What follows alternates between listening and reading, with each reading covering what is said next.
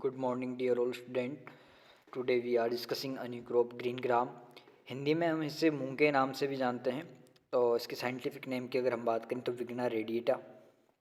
Common name की अगर हम बात करें तो उसे मूंग मीन या ग्रीन ग्राम या मूंग बोला जाता है। Third important crop of pulses next to chickpea and peas and pea. Versatile for grain, forage and green manure as mix और सोल क्रॉप और केज क्रॉप। ग्रीन ग्राम जो आपकी क्रॉप है इसे एक ग्रीन मेन्योर का अच्छा स्रोत माना गया है। उसके बाद फॉरेज चारे के लिए भी हम इसे अच्छे से यूज़ में ले सकते हैं। उसके बाद ग्रेन के लिए हम इसे यूज़ में ले सकते हैं। Enrichment of soil by fixing atmospheric nitrogen. Nitrogen जो मतलब एनवायरनमेंट में जो प्रेजेंट है उसको फिक्सेशन करने में बहुत हेल्पफुल रहती है और एक अच्छा सोर्स अच्छे न्यूट्रिएंट अपनी सॉइल को भी प्रोवाइड करवाती है। एक अच्छे फर्टिलाइजर्स अपने सॉइल को प्रोवाइड करवाता है। हाईली न्यूट्रिशियस, इसमें अगर प्रोटीन की अगर हम बात करें तो लगभग 23 से 24% इसमें क्या पाया जाता है, प्रोटीन पाया जाता है। ठीक, उसके बाद नेक्स्ट हम बात करते हैं एरिया एंड प्रोडक्शन की। Widely cultivated among Asiatic species India, Pakistan, Bangladesh, Sri Lanka, Thailand, Cambodia, Vietnam, Indonesia, Malaysia, China, also in Africa, USA and Australia. तो बेसिकली इन कंट्रीज़ में इसका कल्टिवेशन किया जाता है। अगर हम इंडिया में बात करें, इंडिया में कौन कौन से स्टेट हैं जहाँ पर एक लार्ज स्केल पर ग्रीन ग्राम को कल्टीवेट किया जाता है, तो उड़ीसा, महाराष्ट्र, आंध्र प्रदेश, मध्य प्रदेश, तमिलनाडु, राजस्थान एंड बिहार। तो यहाँ पर इसको कल्टीवेटेड किया जाता है और इसका ये नीचे दिया हुआ है सिनेरियो कि कहाँ पर कितना मिलियन हेक्टेयर और कितना प्रोडक्शन होता है, इसको आप नोट कर लेना। उसके बाद नेक्स्ट हम बात करते हैं इम्पोर्टेंस ऑफ ग्रीन ग्राम। तो ग्रीन ग्राम को किस किस लिए यूज़ लिया जाता है। मोस्टली हम घर पर क्या करते हैं, दाल बनाते हैं इसकी और इसको स्प्राउट करके यूज़ में लेते हैं। ठीक, उसके बाद नेक्स्ट हम बात करते हैं, क्योंकि जब हम इसको क्या करते हैं, स्प्राउट करते हैं तो इसमें एस्कॉर्बिक एसिड बनता है जो विटामिन सी का एक बहुत अच्छा स्रोत है। ठीक, उसके बाद राइबोफ्लेविन इसमें पाया जाता है। उसके बाद थाइमिन इसमें पाया जाता है। ठीक, वह moong bean is also use as a green manuring crop being a leguminous crop. It has capacity to fix the atmospheric nitrogen. It also helps in the preventing soil erosion. Being a short duration crop, it fits well in many intensive crop rotations. जब हम crop rotation use में लेते हैं, जब भी हम इसे क्या करते हैं, एक अच्छी क्रॉप मानी गई है क्रॉप रोटेशन के लिए भी है। Moong can be use as a feed for cattle. हम क्या कर सकते हैं, चारे के रूप में भी इसे यूज़ में ले सकते हैं जानवरों के लिए। After harvesting the pods green gram plants are uprooted or cut from the ground level and chopped into small pieces and fed the cattle। ठीक, तो इसको इस तरीके से हम क्या कर सकते हैं, जानवरों के लिए चारे में यूज़ में ले सकते हैं। ओरिजिन और डिस्ट्रीब्यूशन की अगर हम बात करें तो इंडियन सब continent maximum diversity among related species, several botanical varieties of mung bean. They differ in habit, size of plants, periods of maturity, color of pods and size and color of seeds। ठीक, और उसके बाद climatic requirement की अगर हम बात करें तो कैसा इसके लिए क्लाइमेट चाहिए, तो short and long day plant available. Basically इसको रबी, खरीफ और जायद तीनों सीजन में क्या किया जाता है, ग्रो किया जाता है। तो winter in peninsular India, drought resistant but susceptible to frost, water logging and salinity. तो मतलब ज़्यादा ड्राउट भी नहीं होना चाहिए, ड्राउट को रेसिस्टेंट कर सकता है बट फ्रोस्ट को नहीं कर सकता। उसके बाद वाटर लॉगिंग कंडीशन और जो सेलिनिटी है आपकी, वो नहीं होना चाहिए आपकी सॉइल में। उसके बाद अगर हम टेम्परेचर की बात करें तो लगभग कितना टेम्परेचर इसके लिए सूटेबल है, लगभग 30 से 35 डिग्री सेंटीग्रेड और बट अप टू 40 डिग्री तक ये क्या कर लेता है, अपने आप को रेसिस्टेंट कर लेता है टेम्परेचर में। उसके बाद नेक्स्ट हम बात करते हैं rains during flowering detrimental, hot, humid with sufficient soil moisture is ideal. जब फ्लावरिंग होती है तो उस टाइम पर थोड़ा रेन जो अगर रेन बारिश या हो जाती है तो वो अच्छा नहीं माना गया है इसके लिए. A hot humid with sufficient soil moisture is ideal. थोड़ा सा आपका क्लाइमेट कैसा होना चाहिए, हॉट और ह्यूमिड होना चाहिए, और जो आपकी मॉइस्चर उसमें सफिशिएंट, आपकी जो सॉइल उसमें सफिशिएंट मॉइस्चर होना चाहिए.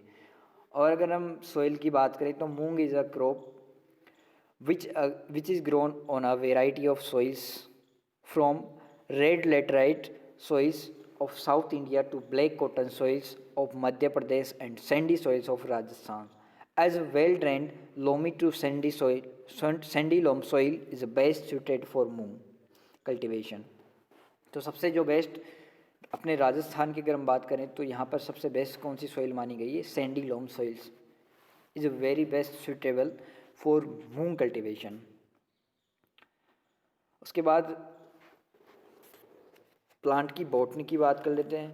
Profusely branch with tendency to twine deep rooted but confined to 30 centimetre, लगभग 30 सेंटीमीटर इसका डीप रूट सिस्टम होता है. लीव्स अल्टरनेट ट्राइफोइलेट, इसका जो लीफ सिस्टम होता है वो कैसा होता है, ट्राइफोइलेट होता है, एंड डार्क ग्रीन होती है. प्लांट की हाइट लगभग 30 सेंटीमीटर से लेकर 120 सेंटीमीटर तक होती है. Flowers are axillary and terminal racemes in cluster of 10 to 25. Each pod contain 10 to 10 globose and oblong seeds. Seed weight varies from 15 to 40 mg. ठीक. और लगभग इसकी अगर हम बात करें तो ये कैसा प्लांट है, हर्बिशियस एनुअल प्लांट है और लेग्यूमिनेसी फैमिली से बिलोंग करता है ये. उसके बाद नेक्स्ट हम बात करते हैं वेराइटीज़ की. कौन कौन सी वेराइटीज़ तमिलनाडु में, पेयूर 1, ADT2, ADT3, CO4, CO5, KM2, VBN 1, KI. उसके बाद कोई अच्छी सी वेराइटी जैसे वर्षा है, नरेंद्रा है, गुजरात M3 है, पूसा विशाल है, और पंत M3, पंत M4 और PDM 54. तो ये अच्छी वेराइटीज़ है.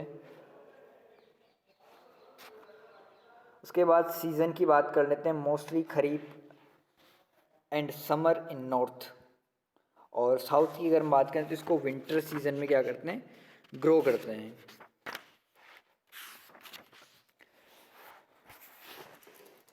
और प्रॉपर सोइंग टाइम की अगर हम बात करें तो खरीफ वाला जो सीज़न होता है तो उसकी जून टू फर्स्ट फोरनाइट ऑफ जुलाई.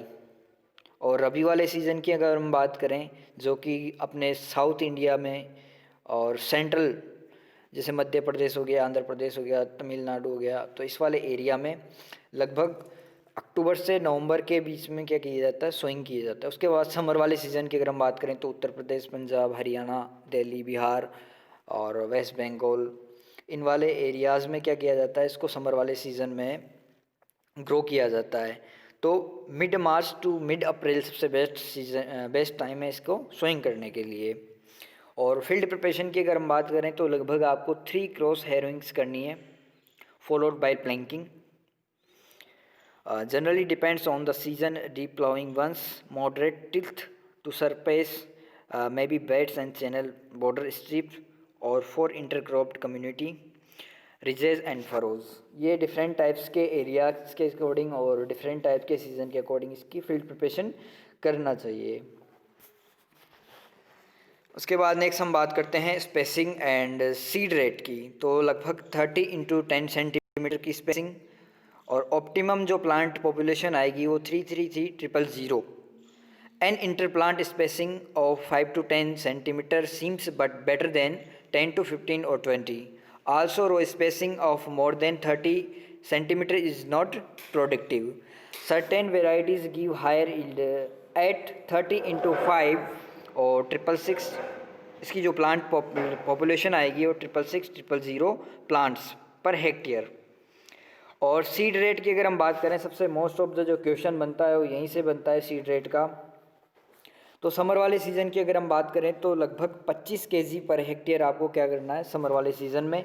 और ख़रीफ वाले सीज़न की अगर हम बात करें तो 12 से 15 केजी, और रबी और समर सीज़न में 20 से 25 केजी आप ले सकते हो। जब भी आपको सीड ट्रीटमेंट करना हो तो आप राइजोबियम कल्चर से कर सकते हो, थीरम से कर सकते हो, कार्बेंडाजिम से कर सकते हो। 2.5 ग्राम थीरम और कार्बेंडाजिम पर केजी सीड आपको ले सकते हो। उसके बाद नेक्स्ट हम सीड ट्रीटमेंट आपका हो गया against bio fertiliser must through seed per hole, reel sowing and sowing by seed drill, और broadcasting uneven plant stem. Broadcasting भी आज आप यूज़ में ले सकते हो, उसके बाद सीड ड्रिल से भी आप कर सकते हो।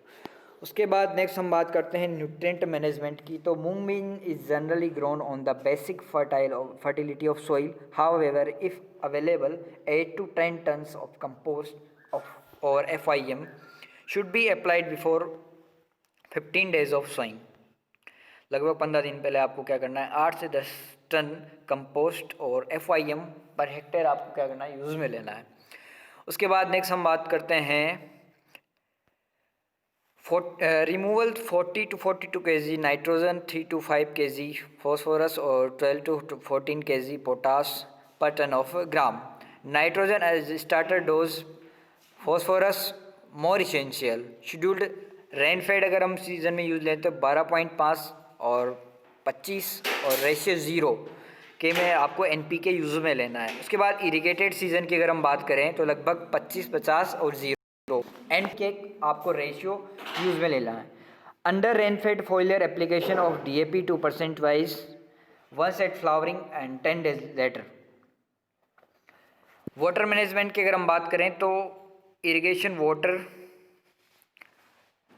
रेशियो आपको 0.6 इज सूटेबल, और 2 to 3 irrigation eight critical periods flowering and pot settings. जो सबसे बेसिक सब क्रॉप के लिए माना गया है, फ्लावरिंग और पॉट सेटिंग्स के टाइम पर क्रिटिकल सिचुएशंस होती है आपकी क्रॉप की, इस टाइम पर आपको इरिगेशन देना मस्ट है। उसके बाद नेक्स्ट हम बात करते हैं वीड मैनेजमेंट की। तो फर्स्टली जहाँ तक होता है कि फार्मर्स या जनरली कोशिश करना चाहिए आपको नेचुरली वीड मैनेजमेंट किया जाए। तो हैंड वीडिंग और इंटरकल्चर ऑपरेशन इम्प्लीमेंट्स ट्वाइस। उसके बाद आप हर्बिसाइड्स यूज़ में ले सकते हो, फ्लोक्लोरिन 0.75 kg और पेंडिमिथालिन 0.7 kg और 3rd day आफ्टर सोइंग। उसके बाद क्रॉपिंग पैटर्न, अगर आप क्रॉपिंग सिस्टम अप्लाई करते हो तो इट इज़ इंटरक्रॉप्ड विद सीरियल्स और ऑयल सीड्स। जैसे आपने क्या किया है रबी वाले सीजन में, अगर मान लो ग्रीन ग्राम ग्रो किया है तो उसके बाद आप मस्टर्ड क्रॉपिंग सिस्टम में आप यूज़ ले सकते हो। Pure crop after main cropping season as residual crop rice, fallow pulse rice, green gram, black gram. This is your cropping system. After that, we will discuss about final harvesting and yield of green gram. There is a different type of harvesting of green gram. Shattering of pods is a great problem with pulse. Therefore, picking should be come as soon as the pod mature. इसमें क्या करना पड़ता है आपको, जो pods की green grams की जो फलियाँ होती है उसको अपने हाथों से पिक करना होता है। आफ्टर दैट आप उसको क्या करते हो, सन ड्राई करते हो। Harvesting should be completed in the 2 or 3 Pickings. देखो एग्जैक्टली जब भी हम पोड्स पिकिंग करते हैं या कॉटन में जब करते हैं या फिर हम ग्रीन ग्राम में करते हैं तो सेम टाइम पर आप पूरे फील्ड में से पिक नहीं कर सकते हो। तो ज़रूरी नहीं क्योंकि सेम टाइम पर सारी पोड्स मैच्योर हो जाए, ठीक। इस बात को आपको लगभग 2 से 3 बार टाइम में आपको क्या करना पड़ेगा, पोड पिकिंग करना पड़ेगा। The varieties which are quite require only 2 pickings or sometimes the whole crop may be harvested with sickles। आप हंसिया की सहायता से आप क्या कर सकते हो, बिल्कुल सरफेस से आप क्या कर सकते हो, उसको हार्वेस्ट कर सकते हो और सन ड्राई के लिए छोड़ सकते हो। तो लगभग 80% पोड्स टर्न ब्राउन और strict pod picking. Entire plant may be cut, dried and threshed and clean and stored at 8 to 10%। और लास्ट फाइनली अगर हम बात कर लेते हैं ईल्ड की, तो ईल्ड लगभग कितनी होनी चाहिए? 12 से 15 क्विंटल ग्रेन पर हेक्टेयर। और इम्पोर्टेंस आप सभी को पता है इसे कि हम इसे एक अच्छे ग्रीन मेन्योर क्रॉप के लिए यूज़ में ले सकते हैं। इसे हम जनरली होम्स अपने घर में दाल बनाकर यूज़ में लेते हैं और उसके बाद नेक्स्ट स्प्राउट करके हम यूज़ में लेते हैं। जब हम इसमें स्प्राउट्स करते हैं तो इसमें आपको थायमिन, राइबोफ्लोविन और एस्कॉर्बिक एसिड और विटामिन सी अच्छा देखने को मिल जाएगा। तो इसे जनरली इसलिए स्प्राउट्स करके भी अच्छा यूज़ में लेते हैं। ठीक है, थैंक यू वेरी मच।